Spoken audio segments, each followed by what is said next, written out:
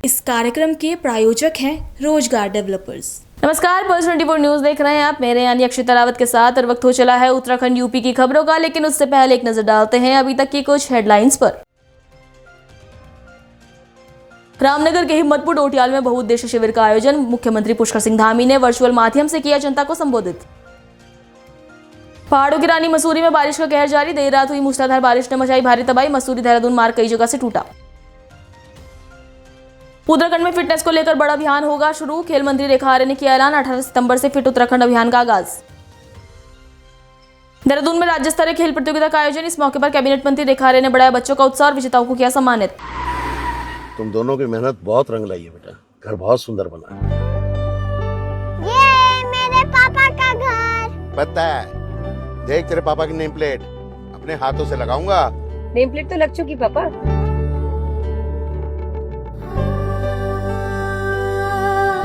असल मेहनत तो आपने किया पापा, मुझे इस काबिल बनाने के लिए। वो जिंदगी भर किराए के मकान में रहे, लेकिन आज ये घर मेरा नहीं, ये है मेरे पापा का घर।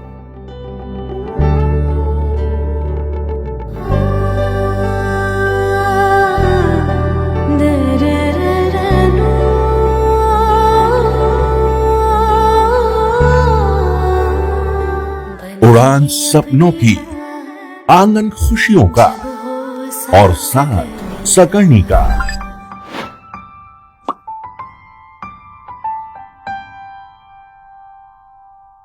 60 वर्षों से आपके साथ मनोरंजन और संस्कार का संगम, जाह्नवी मैगजीन। चलिए अब देखते हैं खबरें विस्तार से। रामनगर के हिम्मतपुर डोटियाल में आयोजित बहुउद्देश्य शिविर में मुख्यमंत्री पुष्कर सिंह धामी ने वर्चुअल माध्यम से जनता को संबोधित किया। सीएम ने कहा कि शिविर में समस्याओं का तुरंत समाधान किया जाए। यदि किसी कारण समस्या का निस्तारण संभव नहीं है तो फरियादी को उसकी वजह जरूर बताई जाए। राजकीय प्राथमिक विद्यालय हिम्मतपुर डोटियाल में विकासखंड स्तरीय बहुउद्देश्य शिविर आयोजित हुआ। इस दौरान एसडीएम प्रमोद कुमार, ब्लॉक प्रमुख मंजू नेगी और कनिष्ठ प्रमुख संजय नेगी ने लोगों की समस्याएं सुनी। शिविर में कुल 202 प्रार्थना पत्र प्राप्त हुए, जिनमें अधिकतर शिकायतें पेयजल, सड़क और बिजली से जुड़ी हुई थी। पहाड़ों की रानी मसूरी में बारिश कहर बनकर टूटी है। देर रात हुई मूसलाधार बारिश ने भारी तबाही मचाई। मसूरी देहरादून मार्ग कई जगह से टूट गया, जबकि शिव मंदिर के पास का पुल पूरी तरह से बह गया है। हालात इतने खराब हैं कि लोग अब पैदल सफर करने को मजबूर हैं। मूसलाधार बारिश ने मसूरी का जनजीवन अस्त व्यस्त कर दिया है। मसूरी देहरादून मार्ग पर 18 से अधिक स्थानों पर भूस्खलन हुआ है, जिसमें सड़कें धंस गई और जगह जगह पेड़ गिर गए हैं। शिव मंदिर से ऊपर का पुल पूरी तरह क्षतिग्रस्त हो गया है, जिससे वाहनों की आवाजाही ठप हो गई। पानी वाले बैंड और कोलूखेत क्षेत्र में कई दुकानें व रेस्टोरेंट को नुकसान पहुंचा है, जबकि छड़ी पानी में मकान खतरे की जद में आ गए। कोलूखेत के पास एम्बुलेंस फंसने से शव को अंतिम संस्कार के लिए ले जाना भी चुनौती बन गया। प्रशासन ने लोगों को सुरक्षित रहने और सड़क मार्ग से बचने की अपील की है। हमारे संवाददाता सुनील सोडकर ग्राउंड जीरो पर पहुंचे, देखिए ये रिपोर्ट। मसूरी से, देहरादून से मसूरी हम पैदल आए हैं। करीब 22 किलोमीटर का सफ़र हमने पैदल यहाँ पर तय किया है और आपको जगह जगह के विजुअल्स हमने दिखाए कि किस तरीके से मसूरी का यहाँ पर तबाही मची है, भारी भूस्खलन हुआ है। और अब जब हम अभी एक विजुअल्स ले रहे थे तो कोलूखेत से ऊपर यहाँ पर एक बहुत भारा भूस्खलन हुआ है। ये संभावना जताई जा रही है कि कुछ लोग वहाँ से क्रॉस कर रहे थे, जो हमने देखा कि वहाँ 2 महिला क्रॉस कर रही थी, वो निकल पाई कि नहीं निकल पाई। ऐसे में ईटीवी भारत द्वारा पुलिस को सूचना दी गई है। पल पल की खबर ग्राउंड जीरो से हम आप तक पहुँचाने की कोशिश कर रहे हैं कि मसूरी का कितना बुरा हाल हुआ है। जो बारिश यहाँ पर तबाही बनकर उभरी है, उससे लोगों का जनजीवन अस्त व्यस्त हो गया है। और मसूरी की पल पल की खबर हम आपको दिखा रहे हैं। करीब 30 किलोमीटर हम पैदल चले हैं और हर सड़क का आपको लाइव विजुअल दिखा रहे हैं कि किस तरीके से भारी मलबा यहाँ पर आया है। कई जगह सड़क पूरी तरीके से क्षतिग्रस्त हो गई और इस समय हम पानी वाले बैंक के नीचे हैं और आप देख सकते हैं किस तरीके का बादल यहाँ पर फटा है। कई रेस्टोरेंट यहाँ पर हुआ करते थे जो पूरी तरीके से धराशायी हो गए। अगर इस तरीके की बात करें तो देखिए आप, पेड़ गिर गया है, लाइट पूरी तरीके से बाधित है और काफ़ी नुकसान यहाँ पर लोगों का हुआ है। लोगों का कहना है कि करीब 3:30 बजे ये पूरी घटना पेश आई जब बादल फटा और उस समय जो भयावह मंजर था वो देखने लायक था कि जब लोग भागे, चीख पुकार मची, परंतु किसी प्रकार की जनहानि नहीं हुई। हमारे साथ दीपक रावत है। 3-4 बजे के लगभग हुआ और बताया जा रहा है कि ऊपर बादल फटा, उसकी वजह से दुर्घटना जो हुई है। बस ये है कि किसी की चोट वगैरह नहीं आई है। बाकी सब ठीक है, बस ये भी जो भी है कैफे वगैरह का नुकसान हुआ है, बाकी किसी को चोट चाट नहीं हुई है। उस टाइम सब लोग निकल गए थे, भगदड़ मच गई होगी जब ये हुआ होगा। अरे उस टाइम में क्लोजिंग हो रही थी। अच्छा। ऐसा में आवाज़ आई तो हम फिर ऊपर निकल के आए रूम से, तब हमें पता लगा कि ये हो गया। ये गाड़ी वाड़ी कितना नुकसान हुआ है, गाड़ी और कितने रेस्टोरेंट टूटे हैं? तो 3-4 रेस्टोरेंट। 3-4 रेस्टोरेंट। अभी तक कोई सरकारी अमला पहुंचा है यहाँ पर? कोई नहीं। ठीक। देखिए पूरे मसूरी में बहुत नुकसान हुआ है कल की बारिश से, और हम जगह जगह जाकर के अपने पूरी टीम के साथ निरीक्षण कर रहे हैं जहाँ जहाँ आपदा आई है। झाड़ी पानी में ज़्यादा प्रभावित हुआ है ये क्षेत्र, क्योंकि यहाँ पे एक मज़दूर की भी मौत हुई है। हमारे मखड़ेती गांव में भी बादल फटने से वहाँ भी हमारे 2 लोगों की डेथ हुई है, लेकिन डेड बॉडी रेस्क्यू कर ली गई है। और गार्डन में भी एक दीवार टूटी है, लेकिन उससे किसी जानवर का नुकसान उससे हुआ नहीं। तो जगह जगह पंप हाउस है, जगह जगह बहुत नुकसान हुआ है। अभी हम मौके पे जाकर के पूरे पहाड़ की स्थिति बड़ी खराब है, लेकिन झड़ी पानी क्षेत्र यहाँ पे कभी ऐसा देखा नहीं था।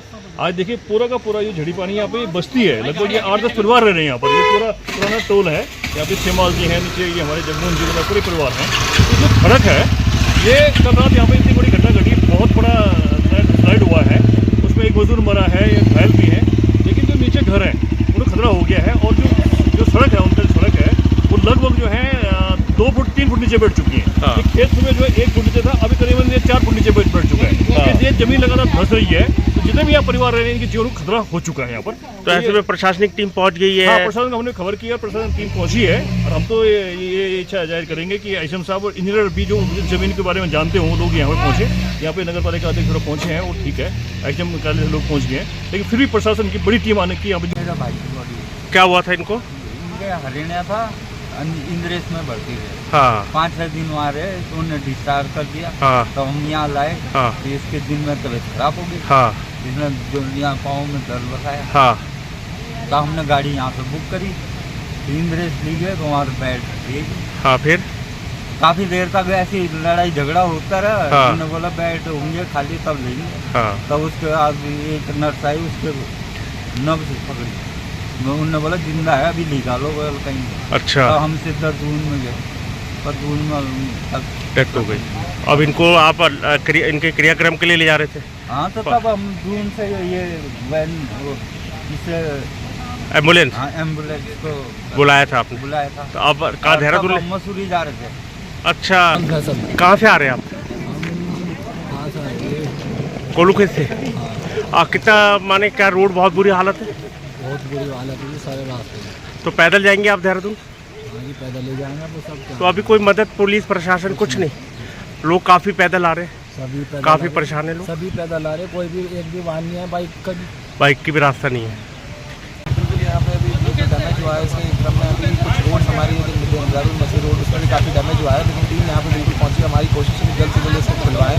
इसके अलावा जहाँ भी जो लोगों ने हेल्प मांगी, जहाँ रेस्क्यू करना था, SDRF की टीम वहाँ पहुँच चुकी है, उनको रेस्क्यू कर लिया गया है। इसके अलावा अभी सबसे हम यही निवेदन करना चाहेंगे कि मसूरी से देहरादून जो है अभी ट्रैवल ना करें। सभी पर्यटकों को वहाँ सूचित कर दिया गया है कि आज के दिन हो सके तो वहीं रहें, और इसके लिए सभी हमारे होटल एसोसिएशन धर्मशालाओं ने बिल्कुल पूर्ण सहयोग किया कि आज वो निःशुल्क सबको ठहराएंगे।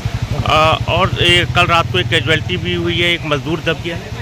हाँ जी, इसकी सूचना प्राप्त हुई थी, झड़ी पानी इलाके में बादल फटने से एक मजदूर की डेथ हो गई है, तो उसका भी जारी है, उनके बारे में डिटेल्स अभी उनके बारे में भी आना बाकी है।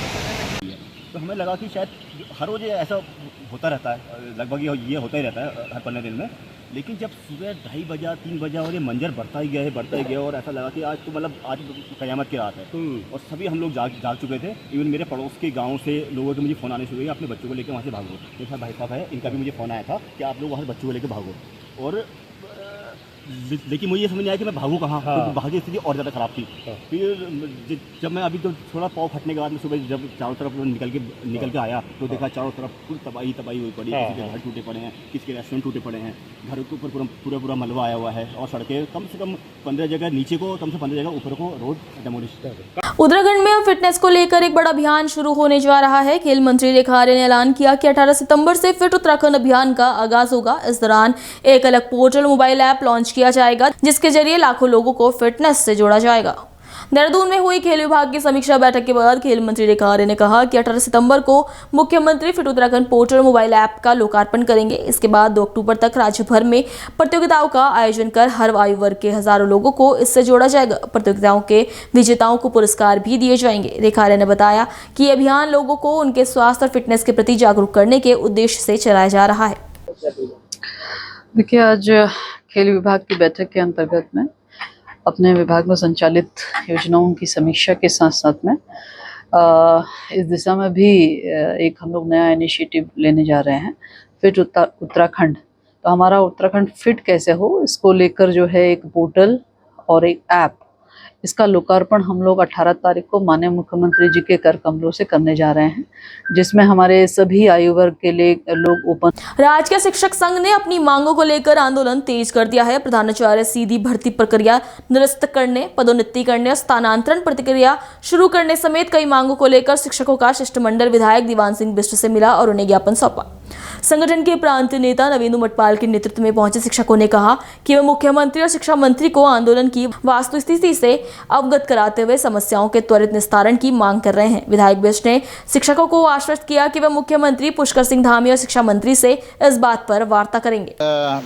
घेराव नहीं किया है, उनको एक ज्ञापन दिया है और राजकीय शिक्षक संघ की प्रांतीय कार्यकारिणी के आह्वान पर हम लोग प्रधानाचार्य सीधी भर्ती परीक्षा निरस्त करो, सभी स्तरों की पदोन्नति सूची जारी करो, स्थानांतरण के आदेश निर्गत करो समेत अन्य मांगों को लेकर पिछले 1 माह से आंदोलनरत हैं। इसी संबंध में आज हमने पूरे प्रदेश स्तर पर यह आंदोलन चल रहा है। हमने माननीय विधायक जी से आज भेंट करी, उनको एक ज्ञापन सौंपा और उनसे अनुरोध। देहरादून में राज्य स्तरीय खेल प्रतियोगिता का आयोजन किया गया। इस मौके पर कैबिनेट मंत्री रेखा आर्य ने बच्चों का उत्साह बढ़ाया और विजेताओं को सम्मानित किया। खास बात ये रही कि कार्यक्रम मुख्यमंत्री के जन्मदिवस पर आयोजित हुआ, लेकिन आपदा की स्थिति को देखते हुए इसे सादगीपूर्ण तरीके से मनाया गया। परेड ग्राउंड स्थित बहुउद्देशीय हॉल में आयोजित इस प्रतियोगिता में अल्मोड़ा, देहरादून, हरिद्वार, नैनीताल और पौड़ी गढ़वाल जिलों के 14 बाल देखरेख संस्थाओं के करीब 250 बच्चों ने हिस्सा लिया।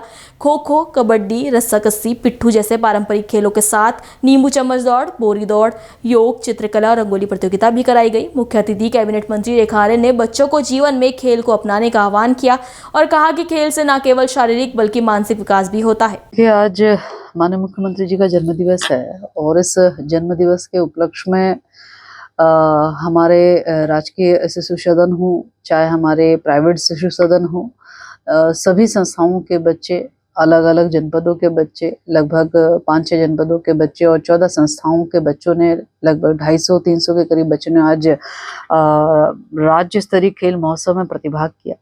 ये खेल और रामनगर में कमर्शियल वाहनों की फिटनेस जांच। रामनगर ARTO में ना होने पर वाहन स्वामी भड़क गए हैं। गुस्साए वाहन स्वामी ने 18 सितंबर को पहाड़ी और मैदानी रूटों पर वाहनों का संचालन बंद करने का ऐलान कर दिया है। इस निर्णय को रामनगर की संयुक्त कमर्शियल यूनियनों ने समर्थन भी दिया। काशीपुर रोड स्थित एक रिजॉर्ट में हुई बैठक में विभिन्न संगठनों के वाहन स्वामी शामिल हुए। उनका कहना है कि पहले रामनगर ARTO कार्यालय में वाहनों की फिटनेस जांच न्यूनतम दरों पर होती थी, लेकिन अब यह प्रक्रिया हल्द्वानी स्थानांतरित कर दी गई है। वाहन स्वामियों का आरोप है कि फिटनेस कराने के शुल्क में कई गुना बढ़ोतरी की गई और इस वजह से उनकी जेब पर भारी बोझ पड़ रहा है। जैसा कि आप देख रहे हैं, आज हम सब लोग जितने भी ट्रांसपोर्ट व्यवसायी हैं, रामनगर पर आज जो फिटनेस सेंटर पे जो यहाँ से जो फिटनेस हो रही थी उसको यहाँ से हटा के उन लोगों ने हल्द्वानी प्राइवेट फिटनेस सेंटर पर भेज दिया गया है। जबकि माननीय अभी बीच में हमने देखा उच्च न्यायालय का एक फैसला आया था जिसके अनुसार काशीपुर की गाड़ियों का फिटनेस सेंटर काशीपुर में होना चाहिए था और यहाँ की फिटनेस का जो यहाँ की जो फिटनेस है यहीं पर होना चाहिए था। लेकिन हमारी सरकार और परिवहन विभाग के कुछ चुनिंदा अधिकारियों को मैं कहूँगा कि वो जो है न्यायालय के फैसले को नहीं मानते हुए एक हिसाब से सीधा सीधा उसका उल्लंघन कर रही है। तो मैं आप लोगों के माध्यम से अनुरोध करूँगा, RI के द्वारा जो फिटनेस हमारी पूर्व की भांति यहाँ पर होती थी संभागीय परिवहन अधिकारी के कार्यालय में, वो स्वतः ही चालू कर दी जाए। अगर वो नहीं कराते हैं तो हम लोग जो है रामनगर पे 18 तारीख से हम लोग अपने वाहनों को स्वतः ही जो है उनका संचालन बंद कर रहे हैं और 20 तारीख से पूरे कुआओं को हम लोग बंद करेंगे। ऐसा हमारा एक जो आपसी जो है राजबंदी हुई है। देहरादून जिले के परवल पचवा दून क्षेत्र में टॉस नदी में बादल फटने के बाद बड़ा हादसा हो गया। अवैध खनन के दौरान मजदूर नदी के उफान में फंस गए, जिसमें कई मजदूरों की मौत हो गई और अब कुछ भी लापता बताए जा रहे हैं।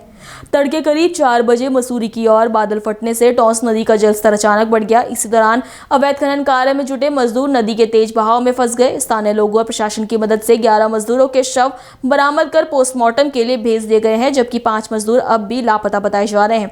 मृतक मजदूर उत्तर प्रदेश के मुरादाबाद और संबल जिले के रहने वाले थे और परवल क्षेत्र में किराए पर रहकर मजदूरी करते थे। हमारे संवाददाता प्रेमचंद ने ग्राउंड जीरो पर पहुंचकर मृतकों के परिजनों से बात की। देखिए ये रिपोर्ट। रामनगर में खाद्य सुरक्षा और औषधि प्रशासन के दिशा निर्देश पर औषधि निरीक्षक अर्चना उप्पल गहतोड़ी ने औचक निरीक्षण किया। निरीक्षण में कई अनियमितताएं सामने आई, जिसके बाद कार्रवाई की गई। औषधि निरीक्षक अर्चना उप्पल गहतोड़ी ने रामनगर में 5 औषधि विक्रेता फर्मों का औचक निरीक्षण किया। इस दौरान 3 औषधि नमूने गुणवत्ता जांच के लिए भेजे गए। निरीक्षण में गंभीर अनियमितताएं पाए जाने पर 2 औषधि विक्रय केंद्रों के क्रय विक्रय पर रोक लगाते हुए उनके लाइसेंस निलंबित करने की संस्तुति की गई है। जो हमारे द्वारा इनमें चेक किया गया कि इनमें CCTV है कि नहीं है और एक्सपायरी ड्रग्स को जो सही स्टॉक से उससे पृथक करके रखा गया है कि नहीं गया है, और इसके अलावा जो मन प्रभावी जो दवाएं हैं उनका जो क्रय विक्रय है वह मेंटेन है कि नहीं है, इसका भी हमारे द्वारा निरीक्षण किया गया है। साथ में ही देखा गया है कि जो भी जो रेफ्रिजरेटर है उसमें भी कई पाया गया कि कई लोगों ने रेफ्रिजरेटर को ऑन ही नहीं किया था। तो इस तरह की रामनगर के वनग्राम पटरानी में सैकड़ों ग्रामीणों ने सरकार के खिलाफ मोर्चा खोल दिया है। ग्रामीणों का आरोप है कि सरकार उनके गांव के हाई स्कूल को मालधन में मर्ज करने जा रही है। विरोध में ग्रामीणों ने सांकेतिक धरना देकर फैसले को वापस लेने की मांग की। मालिकाना हक संघर्ष समिति के संयुक्त तत्वाधान में पटरानी में हुई बैठक जिसमें ग्रामीणों ने कहा कि सरकार वन ग्रामों को केवल वोट बैंक की तरह इस्तेमाल करती है।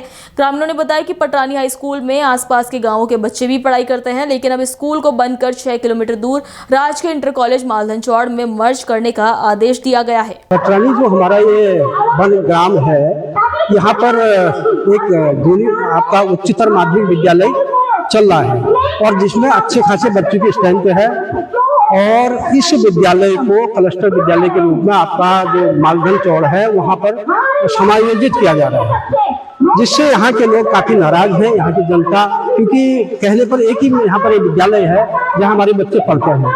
तो अगर यदि मालधन चला जाएगा तो यहाँ के घबला ये तो ये सोचे कि आज हमारी नींद खुली है।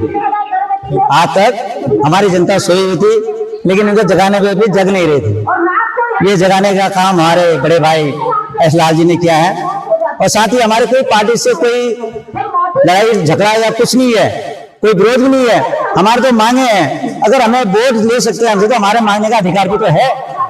हम लोग ये चाहते हैं कि जिस तरह से आज तक यथाचित चल रहा था हमारे यहाँ पर उच्चतर माध्यमिक विद्यालय हाई स्कूल, उसी तरह से सुचारू रूप से चलाए और अगर ये चलाए थे और जैसे कहते हैं कि हम गाड़ियां चलाएंगे, हम बसें चलाएंगे, मैं उन लोगों से पूछना चाहता हूं, अगर वो बसें यहाँ चलाना चाह रहे हैं तो 108 गाड़ियां आप तक क्यों नहीं चली? कच्ची सड़क की वजह से आप लोग कहते थे कि यहाँ पर रोड नहीं है, 108 नहीं आ सकती है। जो प्रसव महिलाएं मौत के मुंह में बैठी रहती हैं उनके लिए सुविधा नहीं दे पाएंगे और आज कहते हैं कि हम गाड़ियां देंगे। कैसे देंगे? इतना बड़ा गांव हमारा क्षेत्र है, पटरानी, कारगिल, कुमुगडार, नई बस्ती, इस तरह से हमारा वन क्षेत्र है। इस गांव में अपने निवास स्थान करते हैं हम लोग, किसी तरह से कठिनाई में अपने जीवन व्यतीत करते हैं, लेकिन सरकार को आज तक हमारे विषय में सोचा ही नहीं। सोचना होता तो 108 गाड़ियां पहले लगी होती और आज हमारे पास जो संस्था आ रखी है हाई स्कूल की, इसको धीरे धीरे जा रहा है। हमारा मानना, हमारा जनता का मानना ये है कि हो सकता है आज हाई स्कूल साफ कर रहे हैं, यहाँ से हमारी नजरों से हमारे बच्चों से वंचित कर रहे हैं शिक्षा से। इसी तरह से कहीं जूनियर हाई स्कूल और प्राइमरी और इस तरह से लाइट का भी कहीं हमारे पे विलुप्त न कर दिया जाए। मैं आप लोगों से आपके माध्यम से, आपके चैनल के माध्यम से कहना चाहूंगा सरकार से कि इन मर्जी पे जो हमारे उच्चतर माध्यमिक विद्यालय स्कूल को जो मालधन चौड़ के लिए इनने मर्जी किया है उसको रोक दिया जाए। अगर नहीं रोका तो जनता आक्रोशित है और आंदोलन के लिए आगे के लिए बाध्य रहेगी। इसकी जिम्मेदारी स्वयं सरकार की रहेगी। गोंडा जिले के खरगुपुर थाना क्षेत्र में पुलिस ने कुआनो जंगल में हुई हत्या की गुत्थी सुलझा दी है। चौंकाने वाला सच ये सामने आया कि बेटे ने ही संपत्ति विवाद के चलते अपने पिता की हत्या कर दी थी। पुलिस ने आरोपी को गिरफ्तार कर लिया है और घटना में प्रयुक्त हथियार भी बरामद कर लिया है। गोंडा के खरगुपुर थाना पुलिस और एसओजी टीम ने मंगलवार को कुआनो जंगल हत्याकांड का खुलासा किया। पुलिस जांच में सामने आया कि आरोपी अनोखीलाल निवासी शिवगढ़ ने संपत्ति विवाद को लेकर अपने ही पिता की बेरहमी से हत्या कर दी थी। उसकी निशानदेही पर हत्या में प्रयुक्त आला कतल लोहे का बांका भी बरामद कर लिया गया है। इस घटना से इलाके में सनसनी फैल गई है।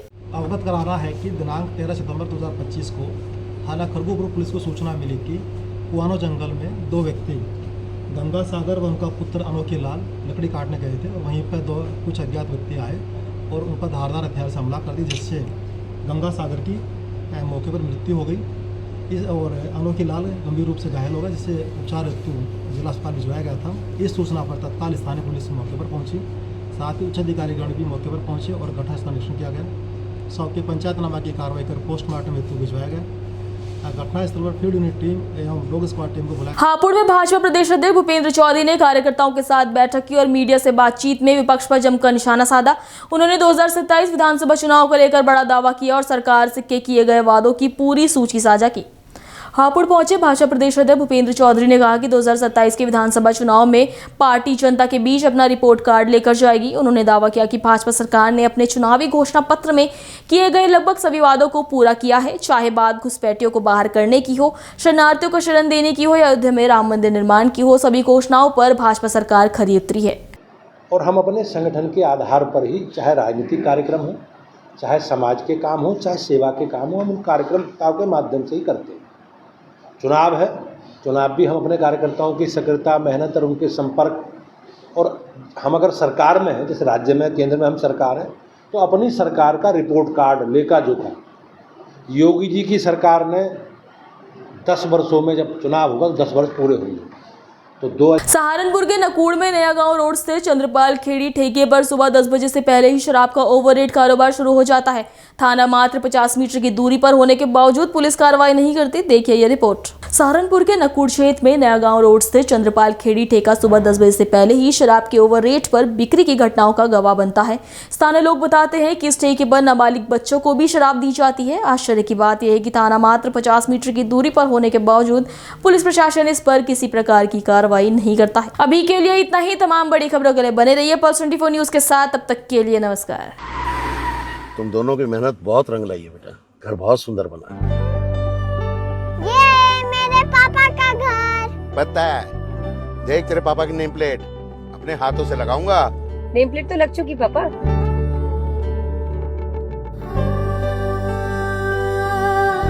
असल मेहनत तो आपने की पापा, मुझे इस काबिल बनाने के लिए। वो जिंदगी भर किराए के मकान में रहे, लेकिन तो आज ये घर मेरा नहीं, ये है मेरे पापा का घर।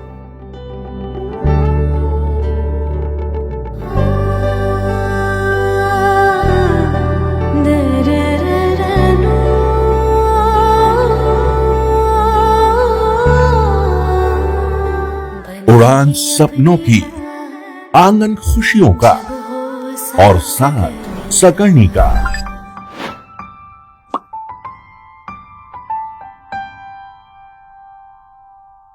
60 वर्षों से आपके साथ मनोरंजन और संस्कार का संगम, जाह्नवी मैगजीन। इस कार्यक्रम के प्रायोजक थे रोजगार डेवलपर्स।